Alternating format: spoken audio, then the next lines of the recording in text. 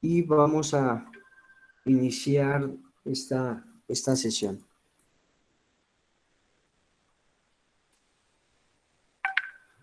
Bien, hoy nos vamos a referir entonces nosotros, doctores, a la práctica de la prueba. La práctica de esos elementos materiales probatorios de evidencia física que se deben o que deben estar practicados. Yo les decía que en materia penal existen unos momentos procesales, pero es única y exclusivamente para el descubrimiento de esos elementos materiales probatorios de evidencia física. Les indicaba que la práctica de la prueba como tal se lleva a cabo en la audiencia de juicio oral. Entonces, primero que todo se dice que las pruebas deben tener un fin fundamental, un objetivo fundamental, que es llevar al convencimiento del juez, más allá de toda duda razonable, para que él tenga conocimiento de la comisión de los hechos. Esas circunstancias se dan para poder probar la responsabilidad o la culpabilidad del presunto autor o partícipe de la conducta punible. Entonces, eso viene a ser como la función importante, el objetivo fundamental, el fin principal de los elementos materiales probatorios de evidencia física y de la práctica de los mismos en la audiencia de juicio, que es llevar al convencimiento del juez, más allá de toda duda razonable, sobre la comisión de la conducta punible, sobre la comisión de los hechos, materia de investigación o materia de indagación, y sobre los cuales se ocupa el proceso que se esté ventilando. Decíamos nosotros que también existe una libertad de elementos materiales probatorios, es decir, que existe libertad en cuanto a que se podrán allegar al proceso, se podrán incorporar al proceso cualquier elemento material probatorio de evidencia física que le dé esa certeza al juez o le dé ese conocimiento y convencimiento sobre los hechos ocurridos en materia de investigación. Es decir, existe la libertad de la obtención de esos elementos materiales probatorios de evidencia física, ya sea por parte de la Fiscalía o por parte de la defensa. Existe esa libertad para poder incorporar o allegar al proceso cualquier elemento material probatorio que sirva para esclarecimiento de los hechos, que sirva para darle una solución importante a el proceso. Nosotros hablamos también de alguna oportunidad de las pruebas y decíamos que toda prueba deberá ser solicitada o presentada siempre en la audiencia preparatoria, siempre en la audiencia preparatoria se deberán llevar a cabo estos oportunidad de pruebas, ¿no? ¿Por qué decimos que en la audiencia preparatoria, doctores? Porque si bien es cierto que en esa audiencia preparatoria la defensa hace el descubrimiento de los elementos materiales probatorios, pues acá es donde está la oportunidad, como les decía, de poder explicar la conducencia, la pertinencia y la utilidad. Por eso en la audiencia preparatoria es donde está la oportunidad de poder explicar cada una de las conducencia, pertinencia y utilidad. Hablamos también nosotros, creo que en el artículo 375 del Código de Procedimiento Penal, nos indicaba la pertinencia. Entonces nos decía que el elemento material probatorio o evidencia física, el medio de prueba deberán referirse directamente, cuando hablamos nosotros de la pertinencia, decíamos que se debe de referir directamente a los hechos que son materia de investigación. Esa es la conducencia la conducencia del elemento material probatorio de evidencia física. De igual manera, la pertinencia dice que directa o indirectamente debe relacionarse ese elemento material probatorio de evidencia física con con los hechos. También es pertinente cuando solo sirve para hacer, decíamos, más probable o menos probable ese hecho. Entonces, un elemento material probatorio es pertinente cuando sirve para hacer más probable, es decir, cuando se acerque más a la verdad de la comisión de esa conducta punible, o de todas maneras cuando no se acerque tanto a la verdad de la comisión de ese hecho. Entonces ahí estamos nosotros indicando esa pertinencia del elemento material probatorio o de la prueba. Entonces es pertinente, ¿por qué? Porque se relaciona directamente con los hechos, aclara más los hechos y le indica o le da el convencimiento al juez de que sí es pertinente porque se están aclarando, está dando una explicación con ese elemento material probatorio del hecho ocurrido. También nos habla de la admisibilidad de la prueba. Ojo, doctores, la admisibilidad de la prueba.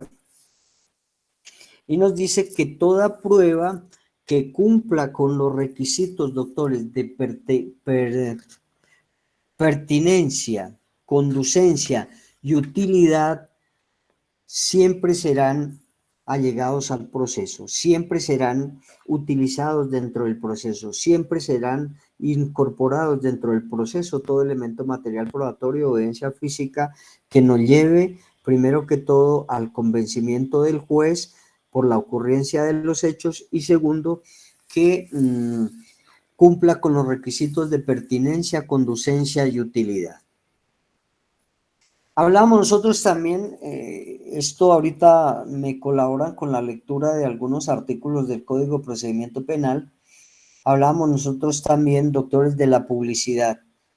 Y decíamos, esto es ya a manera de nuevamente recordatorio, decíamos que todas las pruebas que se practiquen deberán ser en audiencia y serán al público, serán de conocimiento para todas las personas que intervengan dentro del proceso, ya sean las partes y para el público o la sociedad en general.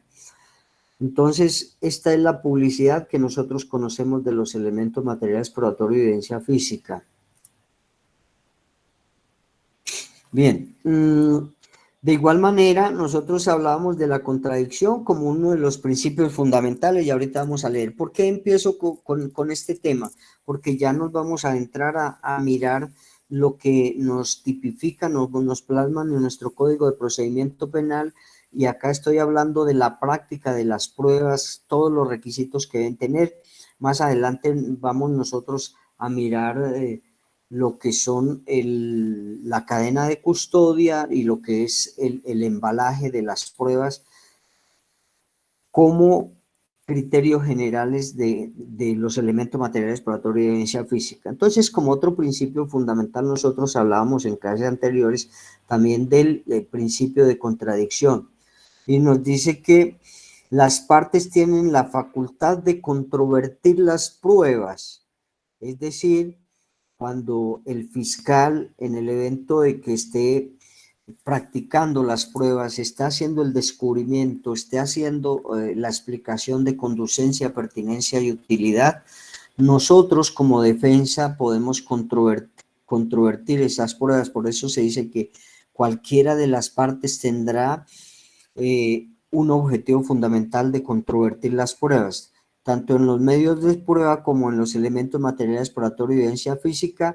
que se presenten en el juicio o aquellos que se practiquen fuera del juicio. Yo les indicaba cuando veíamos nosotros las pruebas extraprocesales, que es la anticipada y la prueba sobreviniente, decíamos que también debe cumplir con los requisitos fundamentales que se dan de conducencia, pertinencia y utilidad. De igual manera, decíamos que estos medios probatorios o elementos materiales probatorios de evidencia física que no cumplen con el requisito de inmediación, estos extraprocesales, no cumple con ese requisito de inmediación, pero sí cumple con los demás requisitos que son el de contradicción, el de publicidad, el de oralidad, entonces viene a cumplir con estos requisitos. Y entonces decíamos que la contradicción es un requisito fundamental e importante dentro de los medios o elementos materiales probatorios de evidencia física que se puedan hacer valer dentro de un proceso. Decíamos de la inmediación, ¿no? Que el juez deberá tener en cuenta como prueba únicamente las que se hayan presentado. Ay, Dios mío, hoy sí ha sido el día. Las que se hayan presentado dentro del juicio. Ese es el principio de inmediación y aquí es donde difiere entonces de las pruebas extraprocesales porque no existe esta inmediación. Ojo con esa diferencia. En las pruebas extraprocesales este requisito es como la salvedad, porque acá en esas extraprocesales no existe el requisito de inmediación, como en las otras y como nos indica que el juez deberá tener en cuenta las pruebas únicamente que se hayan presentado o practicado o controvertido dentro de su presencia. Y el juez, de acuerdo a ello, tendrá la admisibilidad de la cual habíamos hablado anteriormente. De igual manera, tiene otro requisito fundamental, doctores, que es el criterio de valoración del elemento material probatorio de evidencia física. Los medios de prueba, los elementos materiales probatorios o evidencia física se aprecian en conjunto. En conjunto. Yo les indicaba anteriormente que el juez, perdón, el juez deberá hacerle una valoración o un estudio independiente particular a cada una de ellas, pero ya cuando hace el criterio de valoración de esos elementos materiales probatorios o evidencia física, se apreciarán en conjunto y los criterios para apreciar cada uno de ellos serán señalados en el respectivo o en la respectiva audiencia o en el respectivo momento procesal. Y con esos criterios de valoración es mediante el cual o mediante los cuales el juez en últimas va a tomar la decisión. Entonces, eso como otro requisito fundamental dentro de la práctica de las pruebas. Y decíamos que esa práctica de las pruebas siempre se irá a llevar o se irá a practicar en el juicio oral. Estas pruebas o elementos materiales probatorios también le dan el conocimiento fundamental al juez para poder condenar o para poder absolver a una persona. Entonces, ese conocimiento que tenga, ese estudio, esa valoración que le dé el juez a los elementos materiales probatorios o a la evidencia física, entonces le dan el motivo, el objetivo fundamental o el fin principal para poder condenar o para poder absolver a la persona en el evento que no se encuentre la responsabilidad o culpabilidad de esta persona. Y este conocimiento debe estar dado más allá de toda duda razonable. Es decir, que le dé un convencimiento veraz, efectivo, para poder condenar o de igual manera para poder absolver.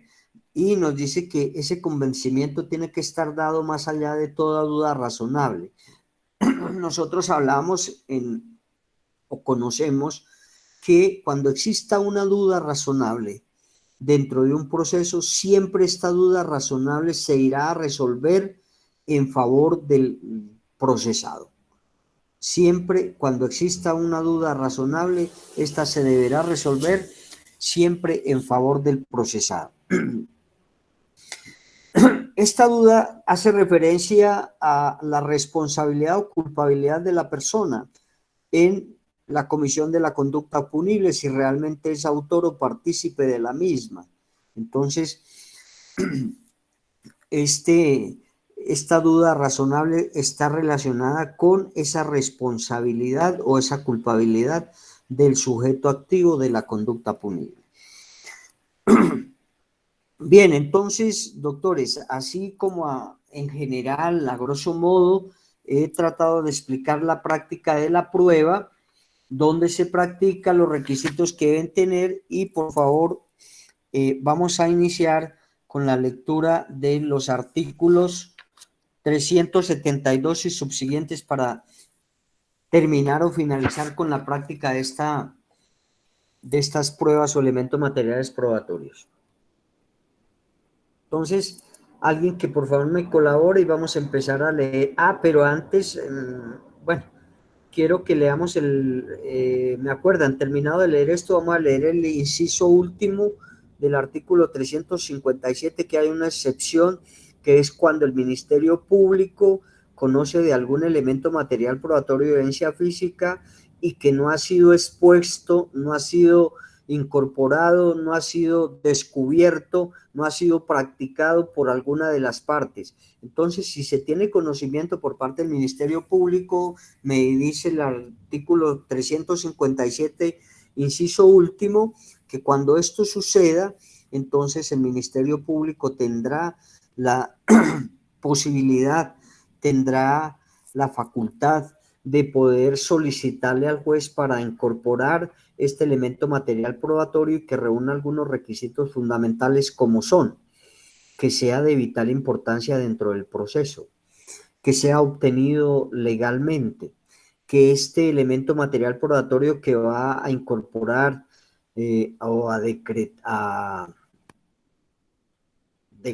no, sino que va a incorporar o que va a unir, que va a relacionar al proceso, tenga una vital importancia o objetivo dentro de la solución de ese mismo proceso, ya sea que con este también se le dé alguna responsabilidad o culpabilidad al sujeto activo de la conducta punible, o por el contrario, entonces conlleve a que le dé el convencimiento al juez para que absuelva a la persona por no ser autor o partícipe de la conducta punible. Entonces, 372 y subsiguientes, doctores, que creo que ahí ya vamos concretamente a explicar los fines, la libertad, la oportunidad de practicar las pruebas, la pertinencia, la admisibilidad de cada una de ellas. Profe, ya tengo el 372 del Código de Procedimiento Penal. Listo, doctores, gracias. Perdóneme. Dice práctica de la prueba, fines, ¿sí? Sí, todo eso, Dice, sí, por favor. las pruebas tienen por fin llevar al conocimiento del juez, más allá de toda duda razonable, los hechos y circunstancias, materia del juicio y los de la responsabilidad penal del acusado como autor o partícipe. Artículo 373. Los hechos y circunstancias de interés para la solución correcta del caso no podrán probar por cualquiera de los medios estables, se podrán probar por cualquiera de los medios establecidos en este código o por cualquier otro medio técnico o científico que no viole los derechos humanos. Artículo 274. Oportunidad de pruebas.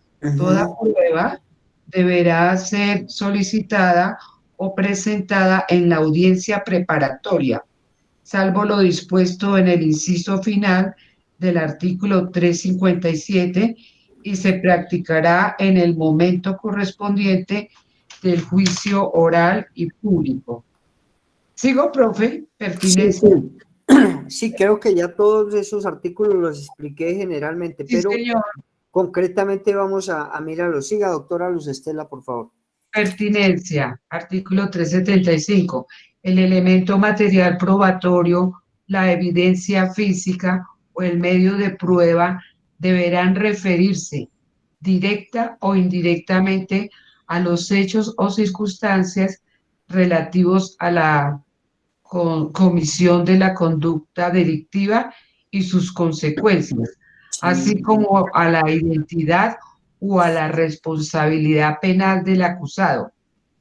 También es pertinente cuando solo sirve para hacer más probable o menos probable uno de los hechos o circunstancias mencionados, o, o se refiera a la credibilidad de un testigo o de un perito. Ujú, Artículo 376. Admisibilidad. Toda prueba pertinente es admisible salvo en alguno de los siguientes casos. A. Que exista peligro de causar grave perjuicio indebido. B. Probabilidad de que genere confusión en lugar de mayor claridad al asunto o exhiba escaso valor probatorio, y C, que sea injustamente dilatoria del procedimiento. Publicidad. Toda prueba se practicará en la audiencia del juicio oral y público, en presencia de las partes intervinientes que hayan asistido y del público presente, con las limitaciones establecidas en este código. Artículo 378. Contradicción. Las partes tienen la facultad de controvertir tanto los medios de prueba como los ujú. elementos materiales, probatorios y evidencia física presentados en el juicio, o aquellos que se practiquen por fuera de la audiencia pública. Inmediación, artículo 379. El juez deberá tener en cuenta como pruebas únicamente las que hayan sido practicadas y controvertidas en su presencia. La Ujú, admisibilidad de la prueba de referencia es excepcional. Criterios de valoración. Los medios de prueba, los elementos materiales probatorios y la evidencia física se apreciarán en conjunto. Sí, la prueba es una sola, ¿no? Prueba. sí, ujú. Sí, se aprecian en conjunto, claro. Los criterios para apreciar cada uno de ellos serán señalados en el respectivo capítulo. Listo, sigue conocimiento para condenar. Ah, perfecto, dale, sí, eso también ya se Bueno, explicó. Viene 381. perfecto. Para condenar se requiere el conocimiento más allá de toda duda Ujú. acerca del delito y de la responsabilidad penal del acusado, fundado en las pruebas debatidas en el juicio. La sentencia condenatoria no podrá fundamentarse exclusivamente en pruebas de referencia. 382. Medios de conocimiento. Son medios de conocimiento la prueba testimonial, la prueba pericial, la prueba documental, la prueba de Ujú. inspección, los elementos materiales probatorios, la evidencia física o cualquier otro medio técnico o científico que no viole el ordenamiento jurídico. Listo, profe. Muchas gracias. Bueno, profe. Bien, entonces acá es la práctica de las pruebas que debe tener en cuenta cada uno de esos requisitos. Bien, ahora vamos a mirar lo que está tipificado en el artículo 275 y vamos a mirar las clases de elementos materiales probatorios o evidencia física. Profe, Señora. tú nos decías que te acordáramos de leer el último inciso del 357. Ah, perfecto. Si me puede hacer el favor, que es una excepción que se debe Sí, tener en cuenta. Listo, doctora Zulay, gracias. excepcionalmente, agotadas las solicitudes probatorias de las partes, si el Ministerio Público tuviera conocimiento de la existencia de una prueba no pedida por estas que pudiera tener esencial influencia en los resultados del juicio, solicitará su práctica. Listo, entonces eso era, ¿no? Cuando recuerden que Doctor, también esto es una facultad importante aló, del Ministerio Público, señor. doctor, buenos días. Buenos Doctor, días. me surge una duda aquí con la lectura del artículo 376 cuando hablamos de la prueba. Pues tengo entendido que la prueba para que sea admitida o inadmitida debe tener las tres características principales, que es la pertinencia, conducencia y utilidad, ¿cierto?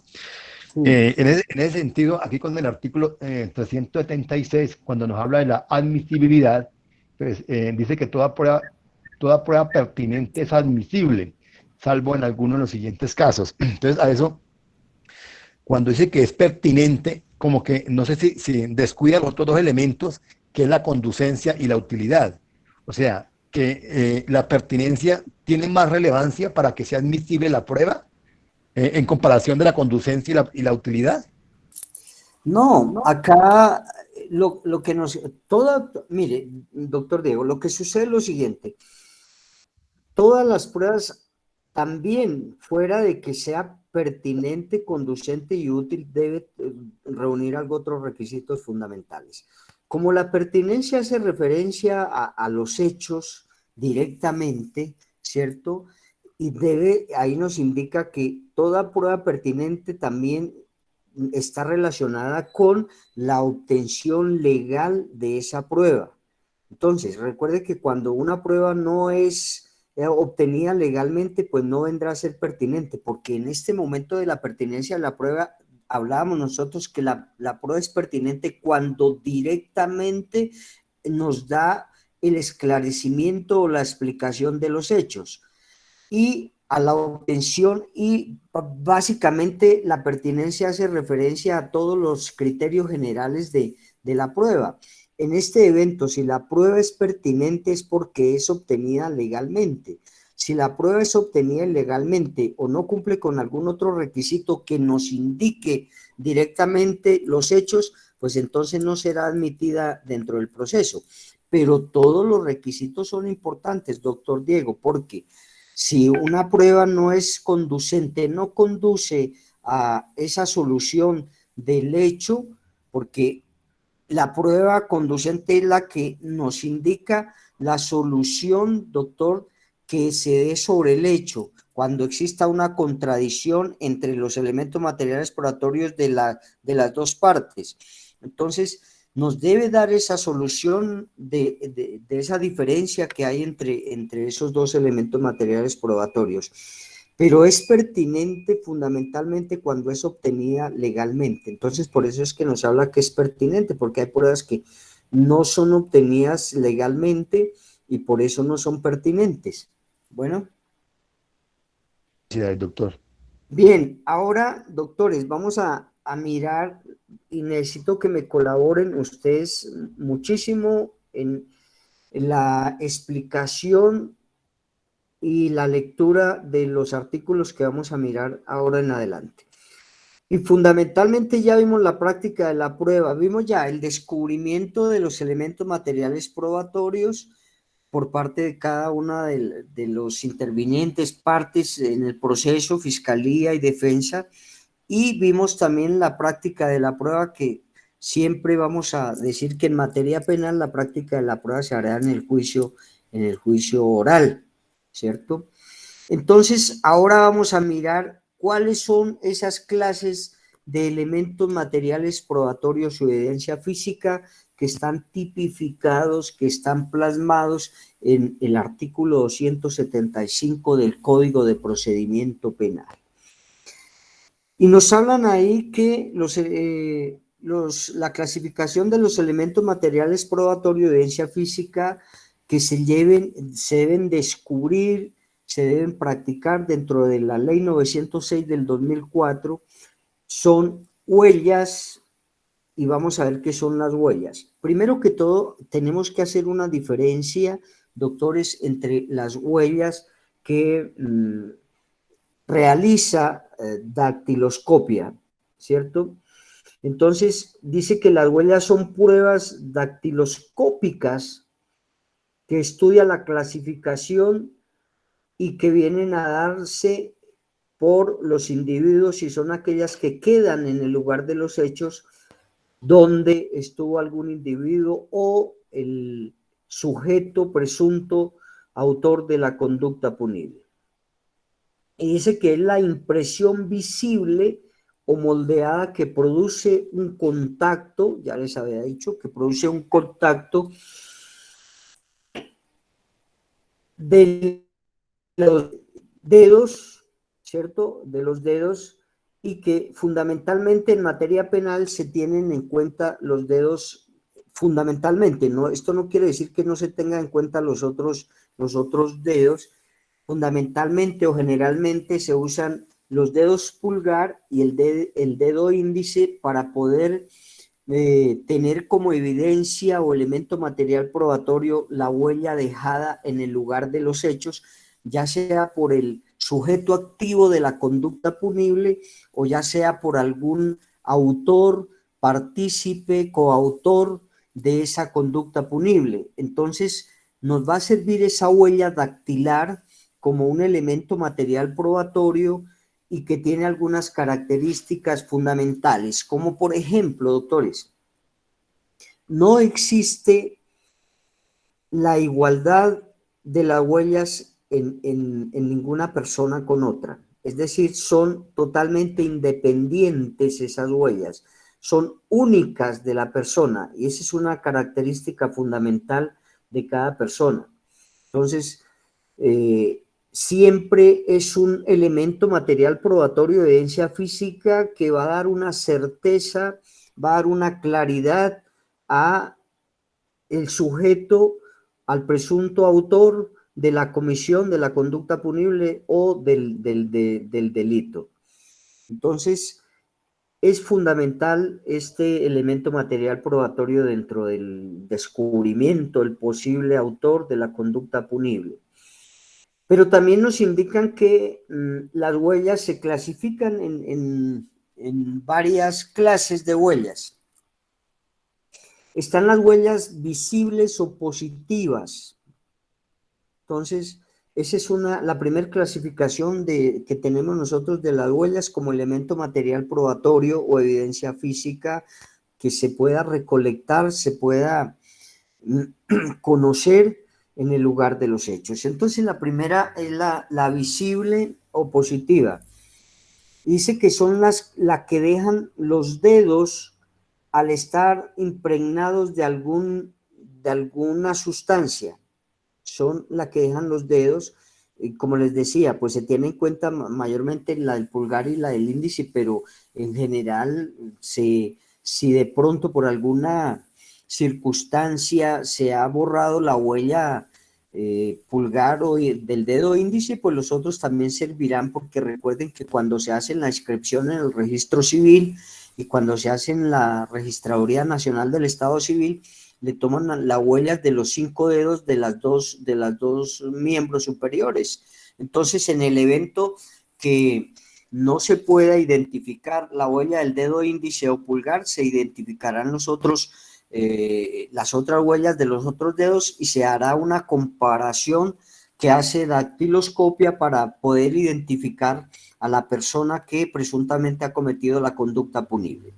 Entonces, acá nos dice que las visibles o positivas son aquellas huellas dejadas por algunas sustancias en el lugar de los hechos, sustancias con las que pueden quedar marcadas las crestas papilares. Eso tienen otras denominaciones en la huella, ¿no? Pero las crestas papilares es como la superficie más notoria de la huella. Entonces, si existen algunas sustancias donde quedan marcadas esas crestas capilares, así se denominan las situaciones más relevantes de la huella, ¿no? Que se quedan marcadas ahí y que pueden ser observadas a simple vista. Sustancias como, por ejemplo, en el lugar de los hechos donde quede marcada la huella mediante la sangre, producto de la comisión de la conducta punible, huellas como barro también, manchas de barro, huellas de barro, perdón. Entonces, todas esas sustancias que dejen en el lugar de los hechos las huellas, por eso se denominan visibles o positivas, que uno llega al lugar de los hechos y de una vez ve directamente que ahí existe una huella porque se dio por una mancha, por una pintura, por la sangre, por semen, por cualquier sustancia que indique visiblemente esa huella o que nos dé ese conocimiento a primera vista y la reconozcamos por los sentidos, fundamentalmente por el sentido de audición o de la vista. Segunda clasificación de esas huellas. Esto es para explicar en qué consisten las huellas que nos habla el artículo 275. Segunda clasificación de las huellas nos indica las huellas moldeadas. Y nos indica que son aquellas huellas que aparecen descritas o en forma natural ¿cierto? Impresas en forma de molde, alguna situación o algún molde, entonces se marcan ya sea en las huellas que se marcan en materia plástica, en algunas sustancias químicas, como la grasa, el jabón, la plastilina. Si ustedes han visto cuando se obtienen huellas, por ejemplo, de los pies, cuando existe el calzado, o inclusive se pueden tomar descalzos, entonces toman la huella del lugar de los hechos y mediante algunas sustancias químicas, entonces plasman esto y por eso son las huellas moldeadas que nosotros conocemos. Existen algunas, ya como tercera clasificación, las huellas naturales. Las huellas naturales. Y pues su nombre lo indica, son aquellas huellas que aparecen naturalmente en el lugar de los hechos. Estas huellas naturales hacen referencia, doctores, a las huellas de cada una de las personas. Y yo les decía que difieren muchísimo y no son iguales ninguna de las huellas, por eso son naturales. Y nos indica que estas huellas naturales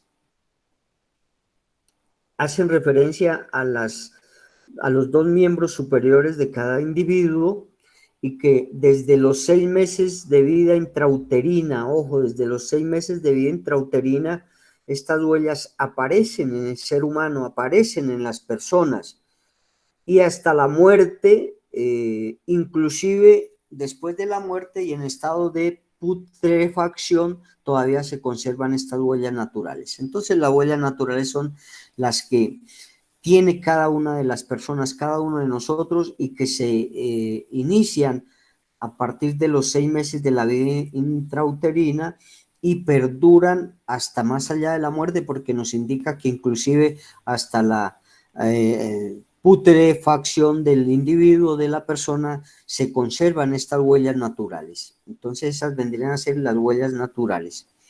Llevamos ya 3, ¿no? Las visibles, huellas visibles o positivas, llamamos las huellas moldeadas, las huellas naturales. 3 clases de huellas, digamos. Ahora vamos a mirar unas huellas que se denominan o que nuestra norma nos indica que son huellas artificiales. Huellas artificiales. Y nos indica que son aquellas huellas que se encuentran plasmadas en forma intencional, ya sea con alguna sustancia, esencialmente con todo, y que permiten el estudio. Entonces se hacen intencionalmente, se llevan a cabo intencionalmente, se practican intencionalmente para poder obtener ese elemento material probatorio de evidencia física dentro de la ocurrencia de los hechos. Son las que se hacen por parte de una persona, que esta persona es especialista en huellas, porque démonos cuenta nosotros que, por ejemplo, la criminalística, a pesar de que es una materia independiente, autónoma, que cumple con unos requisitos fundamentales, la criminalística es la materia que más aporta dentro del desarrollo, dentro del descubrimiento de los hechos y dentro del descubrimiento de la persona que ha cometido esa conducta punible. La criminalística nos ayuda a nosotros, por ejemplo, con la antropología forense, con la odontología forense, nos indica con la situación dactilar y últimamente con ese elemento material probatorio que es el ADN de las personas. Con todo ello nos está ayudando la criminalística. Entonces acá también dentro de las huellas artificiales pues se está interviniendo para poder allegar, incorporar estos elementos materiales probatorios y que sea de más fácil solución o disolución del proceso. Entonces la criminalística también colabora y contribuye en cada una de estas elementos materiales probatorios de evidencia física que estamos analizando y que estamos mirando, y hace su aporte importantísimo dentro de esas huellas artificiales. Es decir, colabora, contribuye con la reconstrucción de esas huellas que por una u otra manera no se encuentren claras y no sean de fácil apreciación. Entonces colabora con esa ayuda para poder llevar a cabo ese elemento material probatorio y que nos vaya a servir dentro del desarrollo del proceso. Importantísimo que ustedes vayan leyendo y van estudiando lo que es la criminalística dentro del proceso penal, y también contribuye no solamente en materia penal, sino en otras ramas del derecho. La criminalística va a colaborar, va a contribuir en esa solución que se tenga de algún hecho o de alguna conducta punible o de algún delito que se haya cometido, y existan algunas huellas que no estén completas. Entonces ellos ayudan o contribuyen con la reconstrucción de esas huellas. Bien, existen algunas otras clasificación de las huellas, que algunas nos indica que son diversiformes, algunas huellas que estas huellas diversiformes son aquellas que se dan por algunos dibujos, por algunas figuras. Entonces estas vendrían o se tienen como huellas diversiformes y que sirven también y contribuyen para el esclarecimiento del delito, el esclarecimiento del presunto autor o partícipe de la conducta punible, y de esta manera tendrá conocimiento el juez para poder dar una decisión. Bien, de igual manera, pues tenemos otras clases de huellas. Nosotros decíamos que dentro de esas huellas, uno de los requisitos o características o presupuestos importantes de las huellas es que no hay dos personas con las mismas huellas dactilares. Inclusive ni en los gemelos las huellas no son iguales, ¿no? En los gemelos. Entonces no hay dos personas que tengan las mismas huellas dactilares, teniendo en cuenta que ni en los gemelos, si bien es cierto que los gemelos tienen muchísimas características parecidas, ¿cierto? Inclusive hasta la voz se parece muchísimo, pero acá cuando hacemos referencia a las huellas, pues no son parecidas ni en las personas que son gemelas. Y decíamos también que otra característica es que desde el momento de los 6 meses de vida intrauterina y hasta después de la muerte se conservan durante toda la vida y nunca se pierden, a no ser, doctores, que mediante alguna cirugía se quiera quitar esta parte dactilar, ahí sí vendría a desaparecer. Pero por lo demás, no, siempre estarán presentes durante toda la vida del ser humano. Profe, perdona, pero hay enfermedades como la dermatitis que hacen que las huellas se borren también. Lo digo porque a mi mamá le pasó eso y nos tocó ante notaría, bueno, con certificación de dermatólogo, para que a ella le hicieran válida otro tipo de identificación. Ah, ya, sí, perfecto. También hay otra que hemos notado que se van deteriorando, bueno, y se pueden perder, como dice la doctora Azulay, por alguna enfermedad, y hay otra situación también que se puede ir, pero deteriorando a través del tiempo. Recuerden que en algunas ocasiones, y ya con la mayoría de edad inclusive, no se plasman bien en alguna situación, en algún documento, no se plasman bien y tienen que hacer miles de maromas para que se puedan plasmar esas huellas, pero es no es tan común esta situación, pero sí habrán esas excepciones que, como digo, no son tan comunes en la práctica de estas huellas. Estas huellas que plantares. Por ejemplo, si no le funcionan las de las manos, les funcionarán las de los pies. Pero acá estamos hablando sí, también se puede dar estas huellas, pero para la situación de los elementos materiales o evidencia física. Permítame un segundo, aló. ¿Sí? Ay, bien.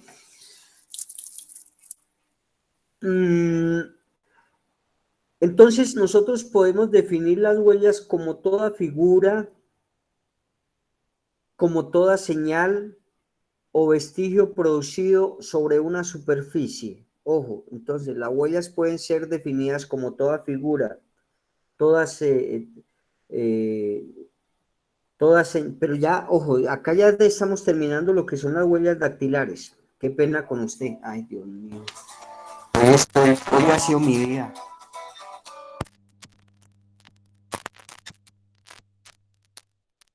Disculpen.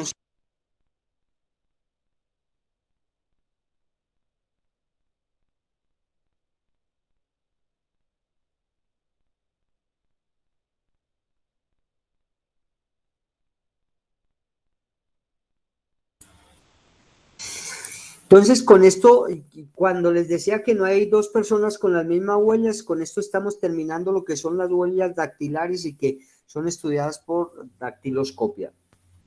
Pero existen otras huellas que nos indica el artículo 175. Profe, hay casos, perdón, profe, hay casos donde se cortan las huellas o se queman parte de las huellas para cambiarlas, ¿verdad? Claro. Primero, sobre todo a las víctimas, para que no se reconozcan, les cortan las huellas o se las queman. Eso es igual. De la misma manera, cuando miremos ahorita otras clases de huellas, nos damos cuenta que cuando una persona dentro de su individualización puede tener un tatuaje o varios tatuajes, entonces en el evento de que se cometa una conducta punible contra esta persona de homicidio, por ejemplo, le quitan estos tatuajes, se los cortan o se los quitan del cuerpo para que no sea identificada la persona, la víctima en ese caso. Y entonces vamos a hablar de otra clase de huellas que era la que estaba comentando, que diferente a las huellas dactilares, existen otra clase de huellas dejadas en el lugar de los hechos o diferente al lugar de los hechos. Nosotros, cuando veamos nuestra ley 906, nos vamos a dar cuenta que se podrán encontrar vestigios, rastros, huellas en el lugar de los hechos o en otro lugar de los hechos, ¿cierto? O elementos materiales probatorios que nosotros podamos encontrar, ya sea en el lugar de los hechos o en otro lugar. Por ejemplo, en la conducta punible del artículo 103 del Código Penal, que nos habla del homicidio, se podrán buscar, recolectar, recopilar, obtener elementos materiales probatorios o evidencia física donde ocurrió el hecho, de donde ocurrió el homicidio, el lugar donde se presentó el hecho. Pero de igual manera, nosotros podemos encontrar otros elementos materiales probatorios o evidencia física en un lugar diferente a donde ocurrió el hecho. Por ejemplo, el sujeto activo de la conducta punible le quita la vida a esta persona con un arma, ya sea un arma cortopunzante o arma blanca, ya sea un arma de fuego, ya sea un arma contundente. ¿Y qué sucede? Después de haber cometido la conducta punible, lleva consigo el arma con la cual la cometió y la lleva y la deja en su casa, en su domicilio. Por eso podemos encontrar, ya sea en el lugar de los hechos o en otro lugar donde no ocurrieron los hechos, que en este evento vendría a ser entonces en el domicilio donde se irá a buscar esa arma con la cual cometió la conducta punible. Entonces, de esta misma manera, nosotros podemos encontrar ya sea huellas dactilares en el lugar de los hechos o en otro lugar, por ejemplo, en el carro en el cual conducía para ir a cometer la conducta punible. Ahí también se podrán buscar huellas dactilares. Pero cuando vamos a hablar nosotros acá de otra clase de huellas, decimos vamos a decir que estas huellas diferentes a las dactilares las podemos definir como las huellas, como toda figura, como toda señal o vestigio producido sobre una superficie, sobre cualquier elemento, sobre cualquier lugar, ya sea muebles, carros, sobre el material o el elemento con el cual se cometió la conducta punible. Y de igual manera nos indica esa huella o ese vestigio que ha dejado, ya sea de una manera suave o de una manera violenta, en alguna región del cuerpo o por un objeto cualquiera que se haya presentado o que se dé esta huella. Recordemos que, por ejemplo, un vehículo nos deja una huella, que es la que se da mediante las llantas del vehículo. Un golpe, por ejemplo, que se haya dado con un elemento contundente, sin importar, siempre nosotros relacionamos el elemento contundente con un bate, pero existen otros elementos materiales con los cuales se puede cometer la conducta punible, una piedra, una varilla, y estos van a dejar una huella en el cuerpo que mediante esta huella se podrá identificar primero que todo el elemento con el cual se cometió la conducta punible. De igual manera, como en las huellas dactilares, acá también nosotros tenemos una clasificación de estas huellas diferentes a las dactilares. La primera clasificación nos indica es que por su forma de producción,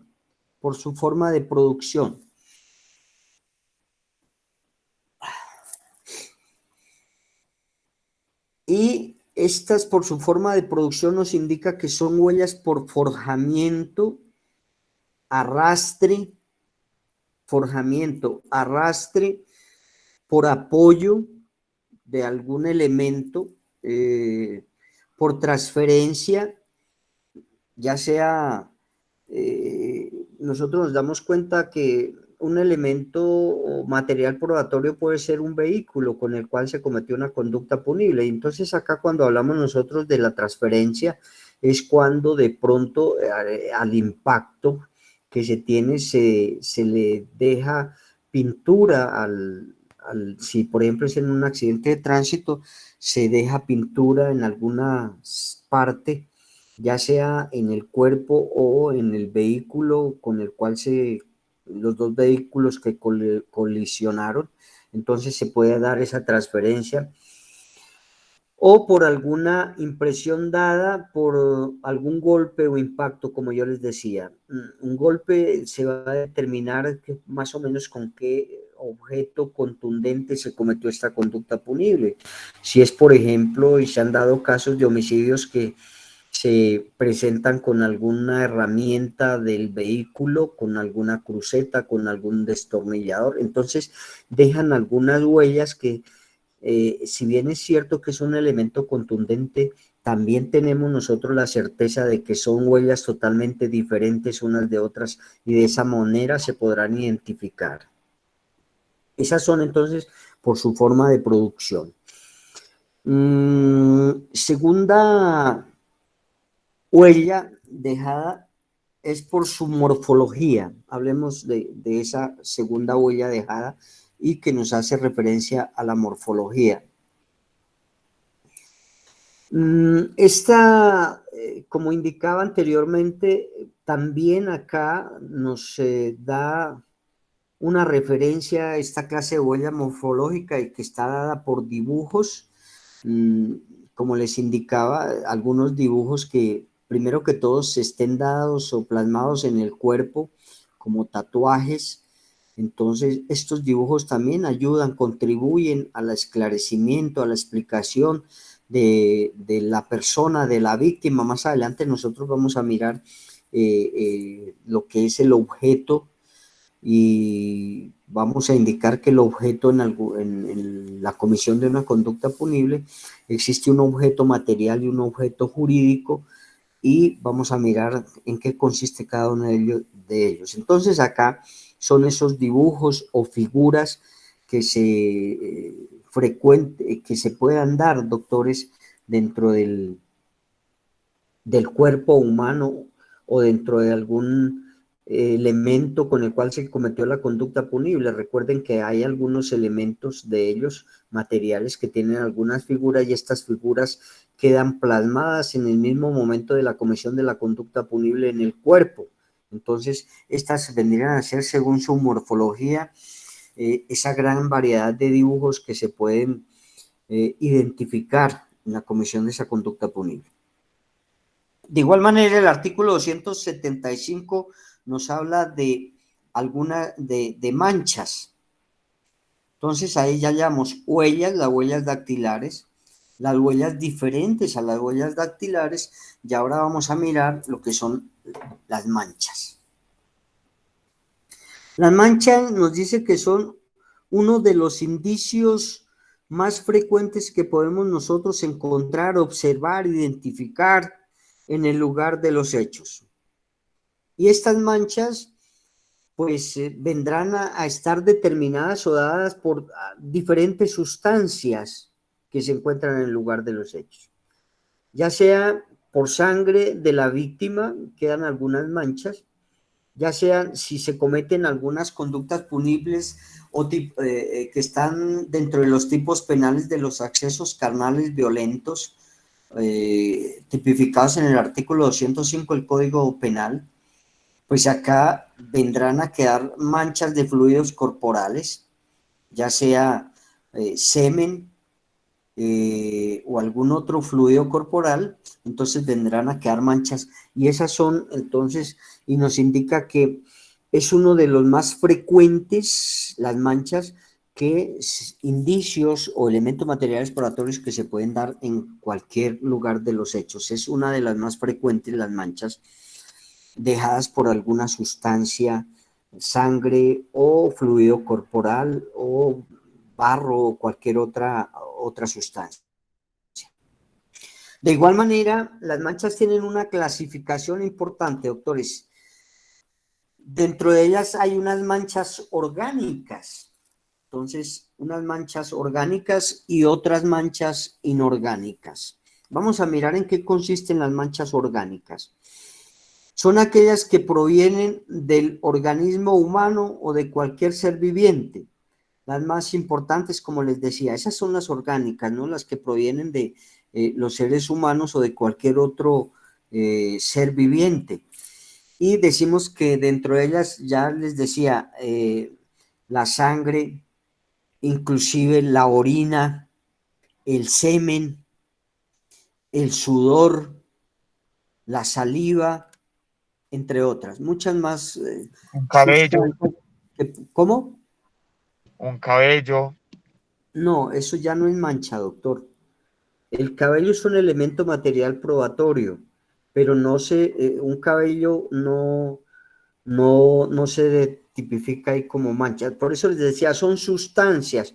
Este sí es un elemento material probatorio, y que la criminalística, por intermedio del cabello y haciéndole algunos estudios, va a determinar y va a poder obtener ADN de ese cabello, y entonces podrá dar con facilidad con el sujeto activo de la conducta punible, el presunto, ¿no? Porque siempre nosotros hablamos de la presunción de inocencia y debemos tener en cuenta esa presunción de inocencia. Nunca llegar a una audiencia y como hacen algunos fiscales, a decir que ese delincuente, no, doctores, todavía no es delincuente. Pero bien, doctor, su aporte me indica, sí, un cabello, pero ese cabello, como le digo, es un elemento material probatorio que, si se ubica, se obtiene, se recolecta en el lugar de los hechos, nos sirve como elemento fundamental porque el ADN, recuerde que tiene una probabilidad del 99.9% de objetividad y para el reconocimiento de la persona a la cual pertenece ese ADN. Bien, entonces estas son las Profe, una pruebas. pregunta, esta es de producción, la que explicó ahorita? ¿Se ¿Cómo? por producción? Orgánicas. Orgánicas, ok. Orgánicas. Les indicaba, les decía que existen la clasificación de estas que son orgánicas, las manchas, no estamos hablando de las manchas. Pueden ser orgánicas o inorgánicas. Y estamos hablando de las orgánicas y decíamos que las orgánicas son aquellas que provienen del organismo, del ser humano o de cualquier otro ser viviente. Y ya hablábamos que son la saliva, el sudor, la sangre, el semen, etcétera. Esas son las orgánicas porque provienen del cuerpo humano. Y vamos a hablar entonces, y decíamos que con estas, y como hablaba el doctor del cabello, solo que el cabello no se constituye como una prueba o una mancha, pero también nos indica que con esta clase de sustancias, más que todo de la saliva, del semen, de la sangre, es donde la criminalística obtiene el ADN. Entonces estas vendrían a ser ya las manchas orgánicas. Ahora vamos a determinar o vamos a mirar en qué consisten las manchas inorgánicas. ¿Cuáles son esas manchas inorgánicas que nos está presentando y que se deben tener en cuenta como elementos materiales exploratorios de acuerdo al artículo 275? Estamos hasta ahora explicando, doctores, el primer numeral del artículo 275. ¿Y esto para qué lo hago? Pues la idea mía no es correr y decir huellas, indicios, elementos, sin tener como una explicación de qué es cada una de ellas y cómo se practican, cómo se obtienen, cómo se utilizan dentro de un proceso penal, porque el derecho probatorio en materia penal tiene esa finalidad, esa utilidad, que es mirar de qué manera se obtienen, como ya hemos hablado durante todas las sesiones de esta materia, y la utilidad que va a presentar ese elemento material probatorio que se obtenga dentro del lugar de los hechos, como las huellas, como los indicios, como los elementos, cada una de estas situaciones, y debemos tener más o menos una noción de cada uno de estos elementos materiales probatorios encontrados en el lugar de los hechos. Las manchas, porque estamos hablando de las manchas inorgánicas, son producto o son producidas por sustancias diferentes o externas al organismo humano, son de origen químico. Entonces, miren que acá hay esa gran diferencia. Las orgánicas, pues es muy fácil de entenderlas, que son aquellas que provienen, que se dan por fluidos corporales del cuerpo humano o de cualquier otra persona, otro ser viviente, perdón. Y las inorgánicas son aquellas manchas que quedan por alguna sustancia diferente o con diferentes a los fluidos corporales, ¿no? Diferentes a las que se extraen del cuerpo humano. Por ejemplo, suciedad en las uñas, ¿no? Se encuentra alguna sustancia dentro de las uñas porque el sujeto activo de la conducta punible dentro de su cuerpo tenía esa sustancia en la ropa y en el momento de la defensa que hizo la víctima o el sujeto pasivo de la conducta punible, le quedó esa sustancia en las manos. Por ejemplo, hablemos que el agresor es una persona que trabajaba en la construcción y entonces llevaba inmerso ahí cemento o algún material de construcción y que le quedó a esta persona en las uñas. Hablemos que la persona trabajaba en situaciones mecánico le quedó impregnada en las uñas alguna sustancia como gasolina, como grasa utilizada en esto. Entonces, estas son las inorgánicas, es decir, son aquellas otras sustancias diferentes a las que puede estar impresa en el cuerpo humano. Estas vendrían a ser las inorgánicas. Bien, dentro del mismo artículo y dentro del mismo numeral nos habla de fibras, ¿cierto? Y vamos a mirar qué son las fibras.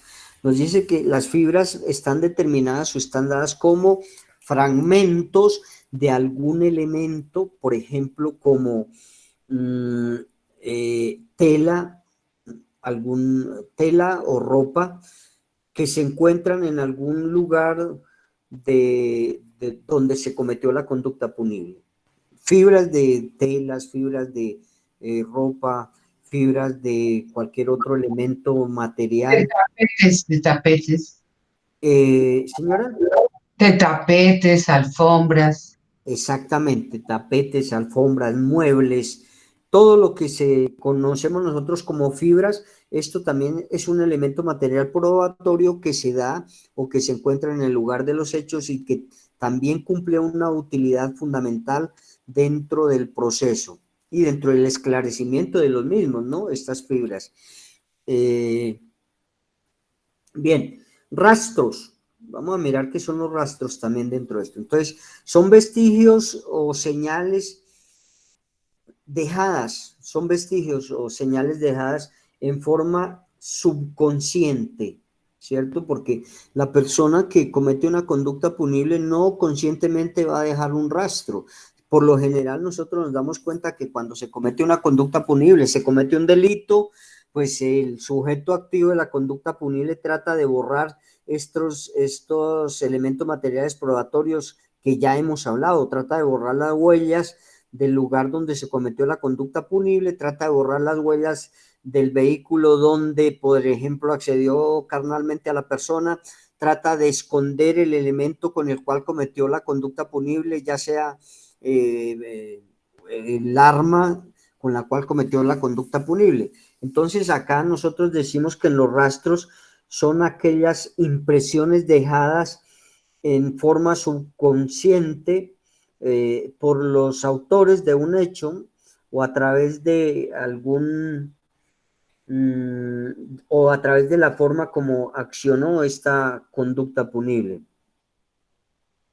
Y esto se da, por ejemplo, en el contacto entre personas o en el contacto entre personas y las cosas. Ahí quedan estos rastros que de alguna u otra forma, como les digo, ya la ciencia está tan avanzada que doctores, cualquier situación, vestigio, rastro, indicio, huella, mancha que se deje en el lugar de los hechos, pues ya la ciencia puede obtener de manera práctica, precisa, estos elementos materiales probatorios de evidencia física dentro de esa clasificación que nosotros tenemos y que el Código Procesal Penal nos está indicando. Residuos, como otro elemento material probatorio de la comisión o de la presunta comisión de una conducta punible, también tenemos nosotros lo que son los residuos. Y nos indica que los residuos son una parte o una porción, doctores, que queda de algún material, de algún elemento que se haya dado en el lugar de los hechos. Acá algunos doctrinantes o algunos penalistas nos indican que los residuos son diferentes a los desechos, por ejemplo, de la basura. Sin embargo, doctores, si tenemos nosotros que el concepto de residuos es una parte o porción o pedazo que queda de algún otro elemento o de un todo, entonces esta situación o esta diferencia que nos hacen algunos doctrinantes o penalistas, que los residuos son diferentes a los desechos de la basura, entraría un poquito en contradicción con ello, porque si son esa porción que queda, pues imagínense que de algunos elementos queda alguna porción, queda algún pedazo y vendrían a constituirse también como residuos. Sin embargo, la norma nos indica que residuos son una porción que queda de un todo, que queda de algún elemento, es un pedazo, una porción que queda de ellos y que sirve también para poderla incorporar como un elemento material probatorio.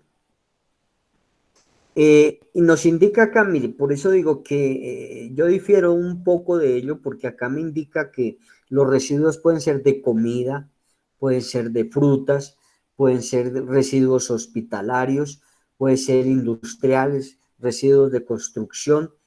Y doctores, todo eso lo que queda, todos esos materiales van finalmente a la basura, ¿no? Entonces, por eso le digo que yo no estoy muy de acuerdo con ellos, sin embargo, pues la norma es la que nos indica todo y debemos aplicar la norma tal y como está. Los vestigios como otro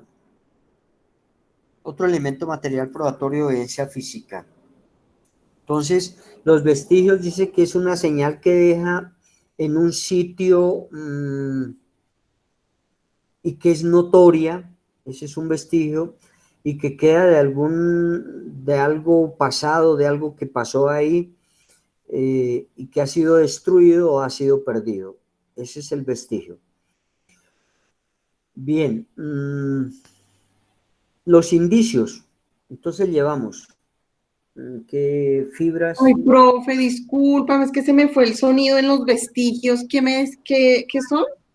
Qué Doctora, pena. los vestigios dice que son señales que quedan en un sitio por donde se ha pasado o se ha estado.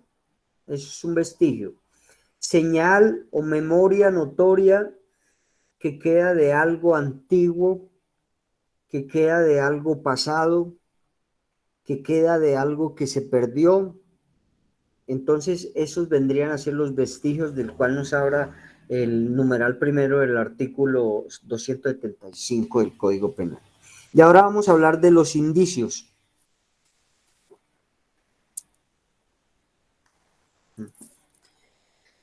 Bien, nosotros decimos que los indicios es una circunstancia cierta, los indicios es una circunstancia cierta de la que se puede sacar por inducción lógica.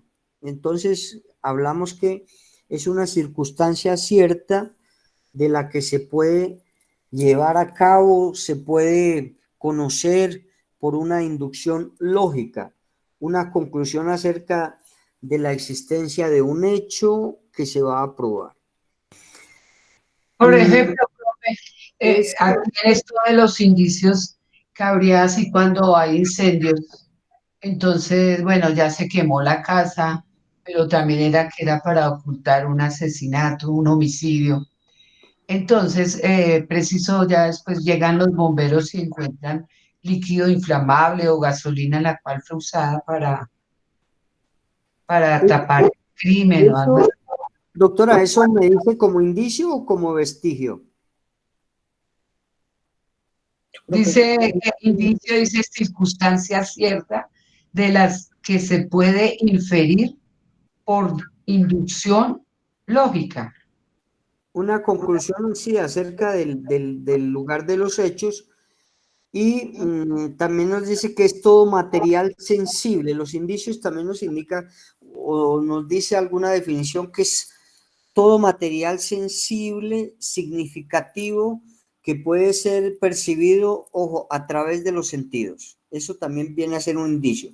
Ese material sensible, ese material significativo que puede ser percibido siempre por los sentidos y que de una o de otra manera también nos indica una certeza, una claridad y la manera como se cometieron los hechos. Una manera como se cometió esa conducta punible. Entonces esos vienen a ser los indicios. Ahora vamos a hablar de los objetos. Uy, doctores, se nos pasó. Los objetos. En materia penal, doctores, existen dos clases de objetos, uno material y otro jurídico. El objeto material, doctores, nos indica que es la persona o las personas naturales o jurídicas sobre las cuales recae la conducta punible. Es la persona, las personas naturales o jurídicas sobre las cuales recae la conducta punible, o el objeto también sobre el cual recae la conducta punible. No solamente las personas, recuerden que también existen elementos materiales sobre los cuales recae la conducta punible. Por ejemplo, si nosotros hablamos del artículo 239 en nuestro Código Penal, estamos hablando del hurto. Y cuando se hurta un elemento, dice el artículo 239 que el hurto es cuando se hurta un bien mueble a una persona para beneficio propio o beneficio de un tercero, incurrirá en la pena privativa estipulada en ese tipo penal. Y entonces acá también el objeto es sobre el cual recae el objeto material es sobre el cual recae esa conducta punible. Si, por ejemplo, una persona le hurta el celular a otra, pues entonces el objeto material es el celular, pero que también está protegido por nuestra norma constitucional, está tutelado ese bien jurídicamente tutelado que es el patrimonio. Pero cuando se comete esta conducta punible, el objeto material es sobre el cual recae el daño, sobre el cual recae esa conducta desplegada por el sujeto activo y que causa un daño. Bien, entonces nosotros decimos que el sujeto, el objeto material es sobre quien recae la conducta punible, y habla de las personas o personas naturales o jurídicas. ¿Por qué decimos que personas naturales o jurídicas? Porque sobre ellas es que se puede causar un daño. Y acá debo hacer una aclaración. Las personas jurídicas son sujetos pasivos a las cuales se les puede cometer una conducta punible, pero las personas jurídicas no son sujetos activos de la comisión de una conducta punible. La norma penal nos indica que las personas jurídicas no cometen delitos. Y siempre les he dicho, doctores, prívenme de la libertad a Coca-Cola, a Bimbo, a Almacenes Éxito. Entonces, mire que es obvio y lógico que la misma norma nos indica que no son sujetos activos de la comisión de una conducta punible. Eso vendría a ser el objeto material. El objeto jurídico, ojo doctores, el objeto jurídico es ese bien que está protegido y que está tutelado por nuestra norma penal y nuestra norma constitucional. Si nosotros hablamos del artículo, del artículo 103 del Código Penal, que nos habla a nosotros de el homicidio, doctores, el bien jurídicamente tutelado de este título primero del Código Penal es la vida y la integridad personal. Ese viene a ser el bien jurídicamente tutelado o protegido, y este viene a ser el objeto jurídico diferente al objeto material. Entonces, el objeto jurídico viene a ser ese bien que está protegido o tutelado o garantizado por nuestra norma superior y nuestra norma legal, y se vulnera cuando sobre ese bien protegido se comete una conducta punible. Y nosotros habíamos hablado que la conducta punible es toda acción, toda conducta desplegada por el sujeto y que tiene una pena, por eso es punible. Entonces, mire que acá hay tres situaciones que debemos tener en cuenta. Una, ¿cuál es el objeto material que ya les indiqué? Dos, ¿cuál es el objeto jurídico, que son todos los derechos fundamentales, todos los bienes jurídicamente protegidos? Hasta ahí es el bien jurídicamente protegido. Cuando se despliega la conducta punible, se le causa un daño a ese bien jurídicamente protegido, a ese derecho fundamental, entonces se está vulnerando ese bien que había sido protegido, pero que con la conducta ya se le causó un daño a ese bien jurídicamente protegido. Por eso se denominan conductas punibles, porque no todas las conductas o comportamientos de los seres humanos son punibles. Son aquellas que están reguladas en nuestra norma penal y que dicen que por el hecho de efectuarse, realizarse, de llevarse a cabo esa conducta, entonces por ese mismo hecho, doctores, es que se castiga. Y no todas las conductas son punibles, doctores. Hablemos, por ejemplo, que hay conductas o comportamientos de los seres humanos que no son castigadas con una pena o con una sanción. El hecho de ir a hacer mercado, el hecho de enamorarse, el hecho de ir a cine, son conductas también desplegadas por las personas naturales, pero que no son punibles, no tienen un castigo, una pena. Cuando yo hablo de punibles, hace referencia o es un sinónimo de pena, de sanción, de castigo por haber cometido esa conducta punible. Entonces, este es el objeto jurídico que está protegido, pero también dentro del objeto jurídico debemos tener en cuenta nosotros que son aquellas normas que están tipificadas o están plasmadas dentro de nuestro ordenamiento procesal para poder castigar a la persona que vulneró, lesionó o causó un daño a ese objeto que estaba siendo protegido por nuestra norma superior o nuestra norma legal. Entonces, mire que ya llevamos 3 conceptos acá dentro de ello. El objeto material, objeto jurídico, y de igual manera miramos nosotros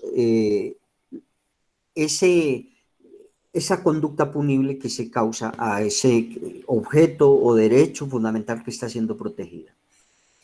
Bien, entonces como elemento material probatorio también después de esta explicación de estas 3 situaciones, vamos a hablar que existen unos instrumentos y que está también en nuestro artículo 175. Los instrumentos son aquellos objetos materiales. Los instrumentos son aquellos objetos materiales utilizados en la comisión de una conducta punible o utilizados en la comisión de un delito. Son esos instrumentos materiales. Ya dentro de estos objetos materiales pueden ser físicos o químicos. Entonces, esa es la clasificación que nos dan acá dentro de esa obtención de esos elementos materiales. Y dentro de los elementos u objetos materiales, nosotros ya conocemos en la comisión de una conducta punible, hablamos, por ejemplo, de el arma blanca o arma cortopunzante, cuchillo, puñal. Hablamos nosotros también de un revólver, hablamos nosotros también de un palo, una piedra, hablamos del fuego, hablamos de una cuerda cuando se cometa la conducta punible de homicidio mediante el ahorcamiento. Hablamos también nosotros de la electricidad, hablamos también de un vehículo, un automóvil, también puede ser un elemento material con el cual se cometa una conducta punible, accidente de tránsito. Hablamos también de un bate, hablamos de las manos. Y doctores, una característica fundamental que deben tener estos elementos materiales con los cuales se comete la conducta punible es que tienen que ser idóneos para la comisión de la conducta punible. Idóneos es que mediante ese objeto o ese elemento se pueda cometer o se pueda llegar a cometer la conducta punible. Yo no puedo pretender ahorcar a una persona, doctores, que yo les había hablado cuando vimos el penal general y que vimos el primer dispositivo amplificador del tipo penal que era la tentativa. Les explicaba que yo no puedo ni pretendo ni puedo lograr el objetivo de quitarle la vida a una persona por ahorcamiento con una hebra de hilo cuando la persona pesa 80 kilos. Entonces tienen que ser idóneos, doctores. Yo no puedo quitarle la vida a una persona con un cuchillo de caucho. Yo no puedo quitarle la vida a una persona con una pistola de agua, inclusive ni de balines. ¿cierto? Entonces tienen que cumplir con ese requisito fundamental que tiene que ser idóneo, adecuado, que cumple las características fundamentales para poderle quitar o para poder cometer la conducta punible. Ese es un requisito fundamental de los elementos físicos o materiales de los cuales tenemos nosotros. Otro elemento con el cual se puede cometer la conducta punible es los químicos. Nosotros habíamos hablado de químicos como por ejemplo el veneno. Dentro del veneno está el cianuro, arsénico, cualquier otro veneno que cumpla con esa función de poder cometer la conducta punible o el delito. Monóxido de carbono, y algunos barbitúricos, ¿no? Entonces, dentro de ellos son también elementos mediante los cuales se puede cometer la conducta punible.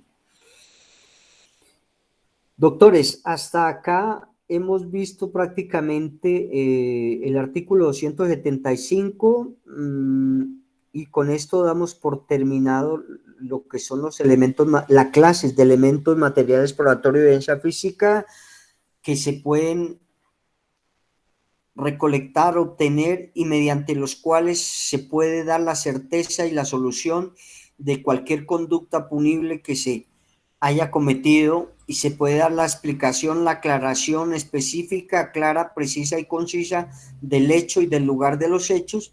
Se puede dar fe, testimonio, certeza, explicación del sujeto activo de la comisión de la conducta punible, teniendo en cuenta que el sujeto activo es toda persona que despliega una conducta para causar un daño.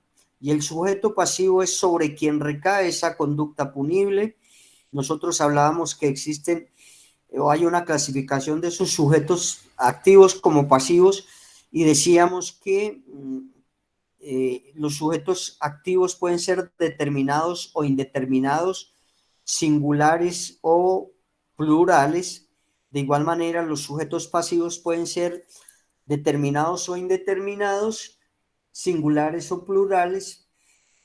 Esto para indicar nosotros quién comete la conducta punible, si lo hace un autor, si lo hace en coautoría, si lo hace mediante participación, si lo hace mediante complicidad, y de igual manera sobre quien recae la conducta punible, sobre quien recae el daño, que es el sujeto pasivo.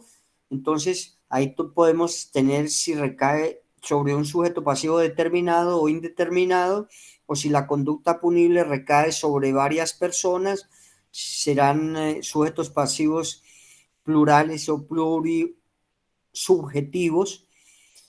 Y con esto, pues, nosotros damos por terminado ese artículo 275 que pues nos hemos demorado un poco para poder explicar cada una de estas situaciones. Perdón, profe, es el 275. Listo, si es tan amable. Listo. ¿Cuál? ¿Lo puede leer, doctora? Sí, señor. Gracias. Bueno, el artículo 275, elementos materiales probatorios y evidencia física. Para efectos de este código se entiende por elementos materiales probatorios y evidencia física los siguientes: huellas, rastros, manchas, residuos, vestigios y similares dejados por la ejecución de la actividad delictiva. B. Armas, instrumentos, objetos y cualquier otro medio utilizado para la ejecución de la actividad delictiva. C. Dinero, bienes y otros efectos provenientes de la ejecución de la actividad delictiva. D. Los elementos materiales descubiertos, recogidos y asegurados en desarrollo de diligencia investigativa, de registro y allanamiento, inspección, control y registro personal. E. Los documentos de toda índole hallados en diligencia investigativa de la investigación o que han sido entregados voluntariamente por quien los tenía en su poder o que han sido abandonados allí. F. Los elementos materiales obtenidos mediante grabación, filmación, fotografía, video o cualquier otro medio avanzado, utilizados como cámaras de vigilancia en recintos cerrados o en espacio público. G. El mensaje de datos, como el intercambio electrónico de datos, internet, correo electrónico, telegrama, telefax o similar, regulados por la Ley 527 del 99, o las normas que la sustituyan, adicionen o reformen. H. Los demás elementos materiales similares a los anteriores y que son descubiertos, recogidos y custodiados por el fiscal general o por el fiscal directamente o por conducto de servidores de policía judicial y de peritos del Instituto Nacional de Medicina Legal y Ciencias Forenses o de laboratorios aceptados oficialmente. Parágrafo. Adicionado artículo primero, Ley 1652 del 2013. También se entenderá por material probatorio la entrevista forense realizada a niños, niñas y adolescentes víctimas de los delitos descritos en el artículo 206A de este mismo código. Ya, profe. Muchas gracias. Bueno, profe. Bien, doctores, con esto pues terminamos el artículo 275. Para el día de mañana vamos a, porque necesito que mañana sí haya una participación activa porque ustedes hicieron una indagación, una investigación.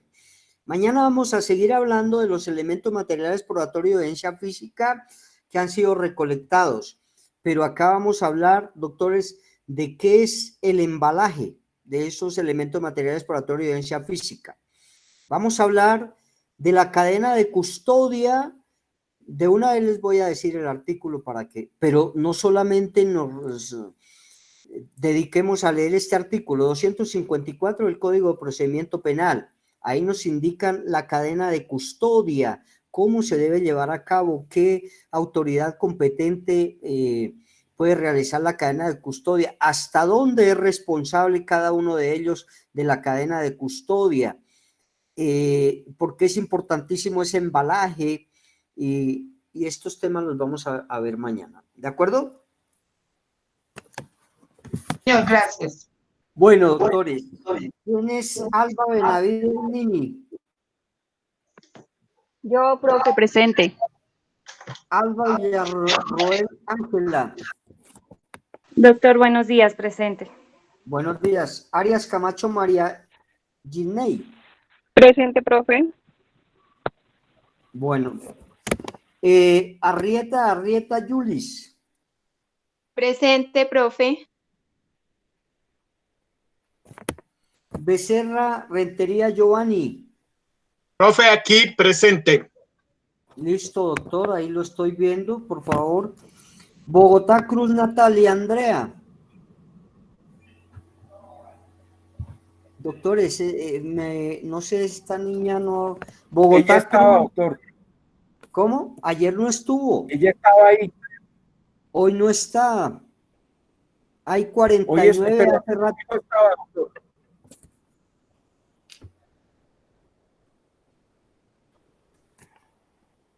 Bolívar González Shirley Joana. Bolívar. También estaba, doctor. También ella está ahí. Bustos Gutiérrez Claudia Liliana. Presente, doctor. ¿Cómo? Canaria, ese apellido, excúseme, no lo... Canaria, Canaria, doctor, Canaria Peña, ya de Permítame, Andrea. le voy a colocar la tilde. Gracias, profe. Canaria. Canaria Listo. Peña. Gracias, Andrea, muy formal. Gracias, doctor, sí, señor. Cano Carreño Tatiana. Carrero, aquí presente. Carrero. Profe. Sí, Ah, señor. listo. Gracias. Castañeda Ramírez Karen. Castañeda Ramírez Karen.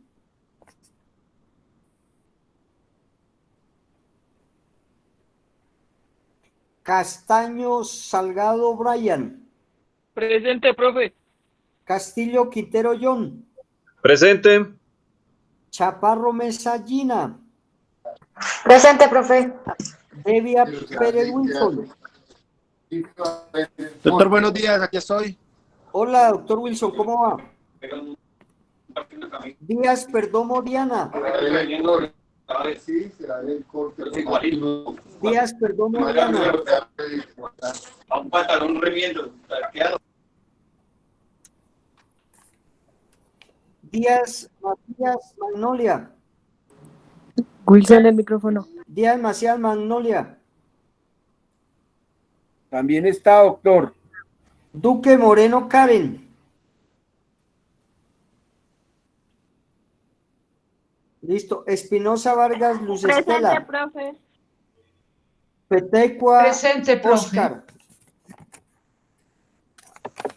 Él dijo que no asistía hoy, doctor, que no podía asistir hoy. Ah, perfecto. Entonces permítame. Forero Ávila Diana. Forero Ávila Diana. Ella también está, doctor. Gómez Ramírez Diana Paola. Jairo. Aquí está, doctor. Gómez Madera Grey. Gómez Madera Grey. Grey Guzmán. Guzmán Grey.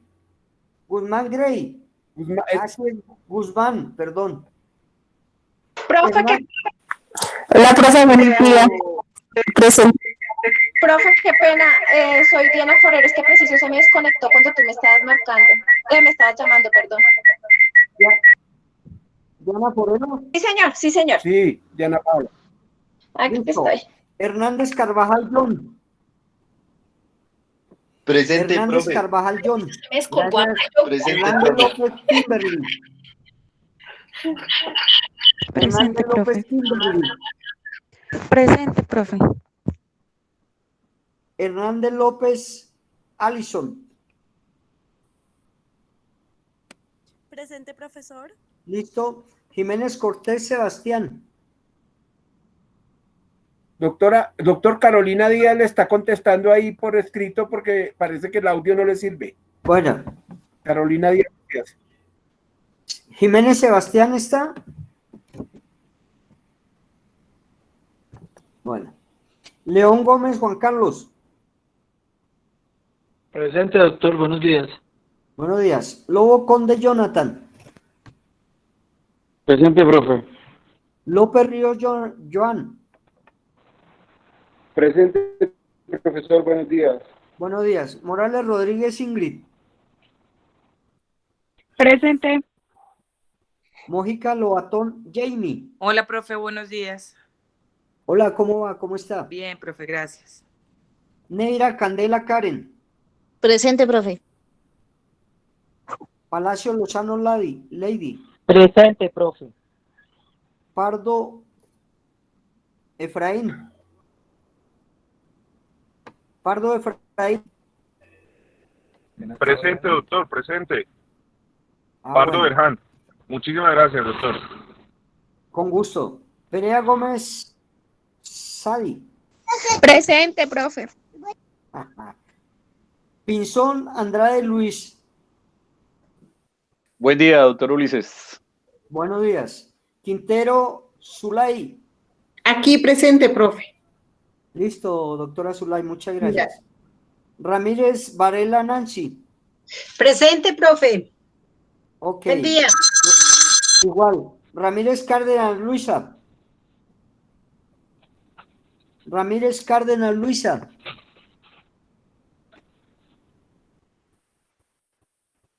Rivera Sánchez Diego.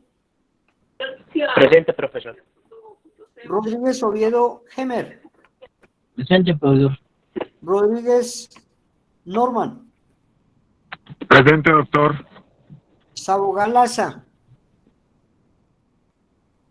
Sabogalaza Ruth. Presente, doctor. Salgado Roa Paula. Presente, profesor. Sanabria Benavides Hernán. Presente, doctor, es Sanabria Bermúdez. Acá aparece, permítame, corrijo, Benavides. ¿Es Bermúdez?